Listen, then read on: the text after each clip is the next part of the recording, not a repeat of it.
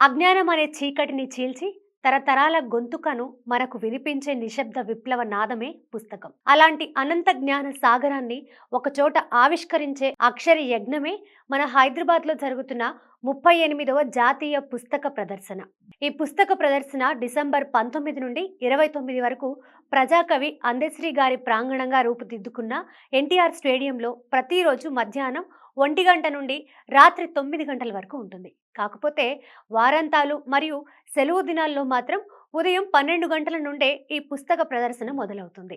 అదే ప్రాంగణంలో ప్రముఖ రచయిత్రి అనిశెట్టి రజిత గారి పేరుతో ఏర్పాటు చేసిన సాహిత్య వేదికపై జరిగే మేధో మథనాన్ని వీక్షించేందుకు, లక్షలాది పుస్తకాల మధ్య విహరించేందుకు గుర్తింపు కార్డులు కలిగిన విద్యార్థులకు, ఉపాధ్యాయులకు ఉచిత ప్రవేశం. మిగతా వాళ్ళకి మాత్రం రూ. 10 ప్రవేశ రుసుముతో ఆహ్వానిస్తున్న ఈ జ్ఞాన యాత్రను కేవలం ఒక ప్రదర్శనగా కాకుండా మీ భవిష్యత్తుకు పునాదిగా భావించి మీ కుటుంబ సభ్యులతో, స్నేహితులతో కలిసి తరలిరండి. ఎందుకంటే ఎక్కడో ఒక అరలో మీ కథను మార్చే పుస్తకం మీకోసం ఎదురు చూస్తూ ఉండవచ్చు.